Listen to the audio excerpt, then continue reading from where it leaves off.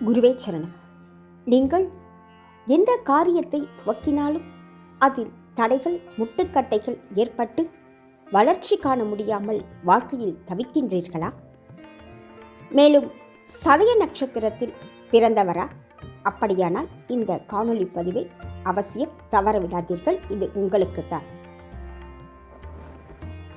பொதுவாக சதய நட்சத்திரத்தில் பிறந்தவர்கள் அடிக்கடி சென்று வணங்கினால் அதிர்ஷ்டத்தை தரக்கூடிய தலமாக நாகை மாவட்டத்தில் இருக்கக்கூடிய புகழூர் தலமானது சிறப்பாக சொல்லப்படுகின்றது.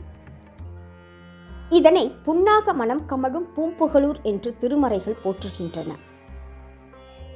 புன்னாகம் என்றால் புன்னை மரம்.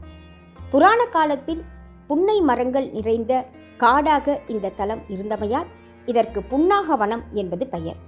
இந்த தலத்தில் எழுந்தருளி இருக்கக்கூடிய ஸ்வயம்புவான அக்னீஸ்வரருக்கு புன்னாக வனேஸ்வரர் என்பது பெயர். தெய்வீக சிறப்புடைய மரங்களுள் புன்னை மரமும் ஒன்று. இது வடமொழியில் புன்னாக விருட்சம் என்று போற்றப்படுகின்றது. அலெக்சாண்ட்ரியன் லாரல் ட்ரீ அல்லது பூன் ட்ரீ என்று பொதுவான பெயராலும் கேலோபைலம் என்ற அறிவியல் பெயராலும் குறிக்கப்படுகின்றது. இதற்கு அழகான இலை என்பது பொருள். புன்னாகம் என்கிற பதத்திற்கு சர்ப்பம் என்கிற அர்த்தம் உண்டு. பொதுவாக சர்ப்பதோஷங்கள் உள்ளவர்கள் இந்த புன்னாக மரத்தினை வலம் செய்து வணங்கி வந்தால் அந்த தோஷத்தின் தன்மையானது படிப்படியாக குறைந்து வரும் என்பது நம்முடைய முன்னோர்கள் அறிந்து வைத்த உண்மை. அப்படிப்பட்ட கடுமையான சர்ப்பதோஷங்களை போக்கிடும் தன்மையுடைய புன்னாக மரத்தினை தலவிருட்சமாக உடைய தலம்தான் இந்த புகழூர். தவிர இந்த புகழூர் தலத்தில் எழுந்தருள் இருக்கக்கூடிய அக்னீஸ்வர பெருமானை நாகர்களும் வழிபட்டுள்ள செய்தியும் நமக்கு தலபுராணம் மூலமாக தெரிய வருகின்றது. இந்திய ஆயுர்வேத மருத்துவத்தில் கடும் தோல் வியாதிகளுக்கும் வாத சம்பந்தமான நோய்களுக்கும் நரம்பு கோளாறுகளுக்கும் இந்த புன்னையானது அருமருந்தாக பயன்படுத்தப்படுகின்றது. நெய்தல் நிலத்திற்குரிய கருப்பொருள் இந்த புன்னை. முற்காலத்தில் கடற்கரை ஒட்டிய பகுதியாக இந்த புகழூர் இருந்தமையால் இங்கு புன்னை மரங்கள் நிறைந்த வனத்தில் சிவபெருமான் எழுந்தருளியுள்ளார் என்பதும் குறிப்பிடத்தக்கது. ஒரு சமயம் புராண காலத்தில் முரண் என்கிற அசுரனை வதம் செய்தமையால் அசுரகத்தி தோஷம் ஏற்பட்டு வருந்தினார் திருமால். அதனை இந்த புகழூர் தலத்தில்தான் சிவபூஜை செய்து போக்கிக் கொண்டார். சிவபெருமானுக்கு உகந்த புன்னை மரமாக தாம் விளங்கிடவும் அதன் நிழலில் வீற்றிருக்கும் லிங்க பெருமான் யாண்டும் அடியார்களுக்கு அருள் செய்திடவும் வேண்டும் என வேண்டிக்கொண்டு தாமே புன்னை மரமாக மாறி திருமால் விளங்கினார் என்கிறது புகழூர் தல புராணம்.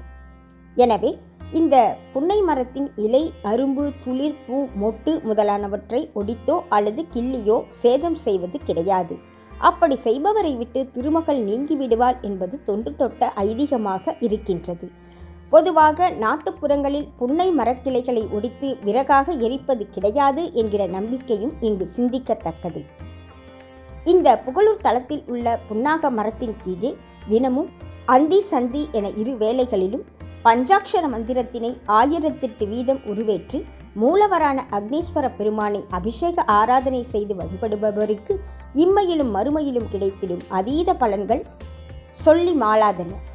இந்த விருட்சத்தின் அடியில் தானங்கள் செய்பவருக்கு 1 கோடி மடங்கு பலன் அதிகமாக கிடைத்திடும். இம்மரத்தின் கீழே செய்யப்படும் ஜபமானது கைமேல் சித்தியாகும் என்றெல்லாம் தலபுராணத்தில் கூறப்பெற்றுள்ளது.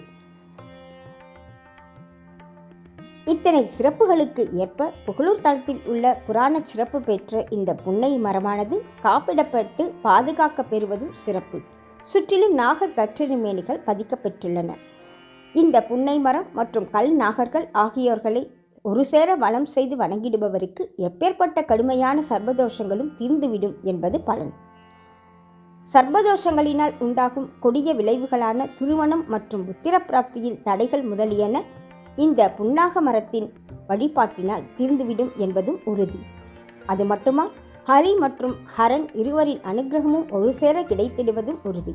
குருவே சரணம்.